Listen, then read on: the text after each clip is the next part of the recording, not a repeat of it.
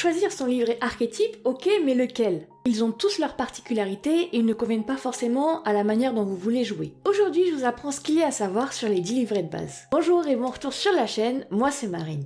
Concernant les livrets, donc chaque archétype a des caractéristiques principales. Ceci étant, ce ne sont que des exemples et vous pouvez mettre vos petites touches à votre personnage, mais ça vous permettra, en vous basant dessus, d'avoir un roleplay cohérent tout au long de la campagne.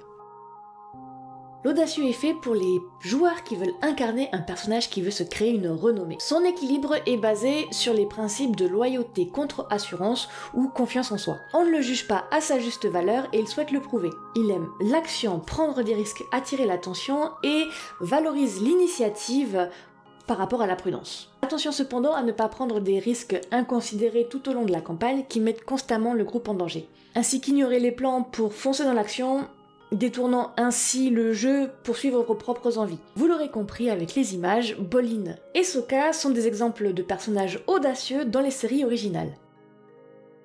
La fripouille est faite pour vous si vous souhaitez jouer le trublion du groupe. Ses principes sont l'amitié contre la survie, et c'est un petit peu l'archétype du roublard dans les autres jeux de rôle. La fripouille aime élaborer des plans, a une certaine ambiguïté morale, mais elle est attachante. C'est un personnage qui n'a jamais trouvé sa place et qui s'est tourné vers le crime pour s'en créer une. Si vous jouez la fripouille, attention à ne pas saboter volontairement les plans des autres pour le plaisir ou pour voler la vedette, au point de casser la dynamique du jeu. Kai de la légende de Korra en est un exemple. Si vous voulez sentir le danger arriver et être la dernière ligne de défense, alors le gardien est fait pour vous. Ses principes sont l'indépendance contre la confiance, pas en soi du coup, mais la confiance dans les autres. Le gardien met la priorité à la sécurité et à la cohésion du groupe. Ce sera un personnage altruiste et cela peut être à votre détriment. Quand vous jouez un gardien, l'un des personnages joueurs sera forcément votre protégé. Attention cependant à ne pas tout vouloir gérer, imposer vos choix et inhiber les initiatives des autres joueurs. Vous l'aurez compris, pour le gardien, un exemple que je vous donne c'est Mako, mais il y a aussi Rangi, issu des romans sur l'avatar Kyoshi.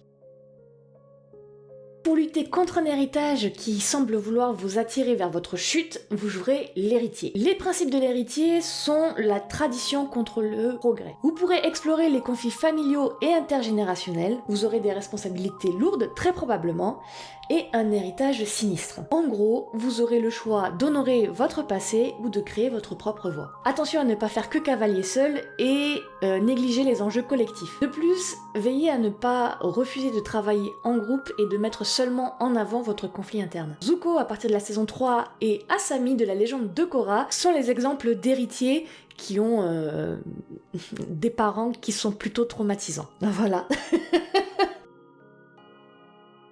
Pour aborder le fait d'être partagé entre vos devoirs et vos envies, vos désirs, c'est l'icône que vous devrez incarner. En effet, ces principes sont rôle contre sa liberté. Votre personnage a un rôle central, il souhaite inspirer les autres et représenter des valeurs fortes. Votre personnage luttera sous le poids des attentes malgré ses désirs. En tant qu'icône, vous devrez faire attention à ne pas forcer vos idéaux sur le groupe et refuser toute opposition, ainsi que prendre toutes vos décisions sans prendre en compte ce que les autres disent. L'exemple le plus évident d'icône, c'est Aang. Avant de continuer avec les 5 prochains livrets, si vous pouviez mettre un petit pouce bleu sur la vidéo, ça aide grandement la chaîne. Merci!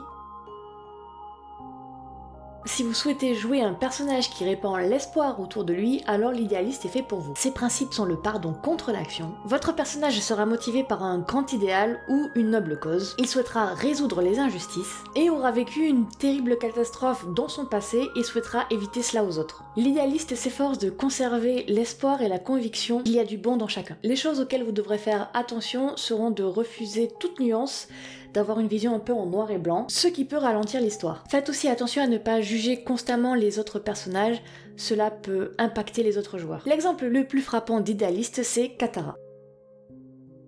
Pour vous débattre avec la notion de justice dans un monde compliqué, je vous conseille de jouer le rôle de l'inflexible. Les principes de l'inflexible sont le résultat contre la retenue. Il est sûr de ses convictions et prêt à tout pour les défendre. Il est similaire à l'idéaliste dans le fait qu'il déteste les injustices, mais contrairement à ce dernier, il peut manquer de compassion. Faites attention durant le jeu à ne pas vous opposer systématiquement aux autres joueurs, donc au groupe, parce que votre personnage pense qu'il a raison. L'avatar Kyoshi est l'exemple de l'inflexible.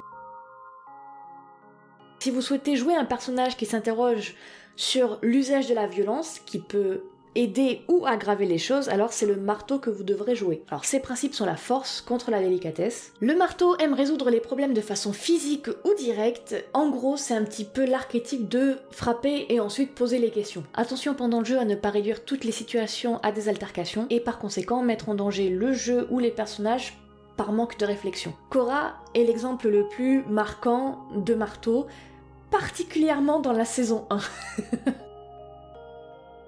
Pour incarner un personnage qui est plutôt tacticien ou qui va soutenir les autres, ce sera du coup le pilier qu'il vous faudra. Ces principes sont le soutien contre le commandement. Le pilier est le ciment du groupe, médiateur ou soutien émotionnel. Il aide les autres à briller sans se sentir dépossédé car il sait déjà ce qu'il vaut et sa valeur. Attention à ne pas jouer en retrait sans participer activement au jeu. La chose qui pourrait être un peu difficile, c'est d'exprimer la personnalité de votre personnage. Pour cet archétype, la guerrière Kiyoshi Suki correspond plutôt bien. Le prodige vous permettrait d'explorer les limites de la maîtrise. Ses principes sont l'excellence contre la communauté et votre personnage est extrêmement doué dans ce qu'il a choisi. Cela peut le rendre arrogant et isolé, il peut lui arriver de se sentir dépassé par ses propres capacités ou ambitions. Pendant votre partie, faites attention à ne pas être condescendant avec les joueurs constamment et à refuser l'échec. Ça arrive. Ce sont les faiblesses de votre personnage qui en font sa force au final, narrativement parlant. Je vous propose 2 exemples. Toph, qui va finir avec le gang de Avatar, et Azula, qui va finir toute seule. Chaque livret vous permettra d'aborder le jeu et la narration de manière différente, et rien ne vous empêche à la fin d'une saison de changer de livret parce que nous évoluons et vos personnages évolueront aussi. Par exemple, Zuko qui commence comme l'inflexible dans la saison 1 commence à changer dans la saison 2 et il finit par avoir l'archétype de l'héritier dans la saison 3. Si cette vidéo vous a été utile et que vous aimez les univers fantasy en général, je vous invite à vous abonner à la chaîne et sur ce, je vous dis à la prochaine fois. Ciao!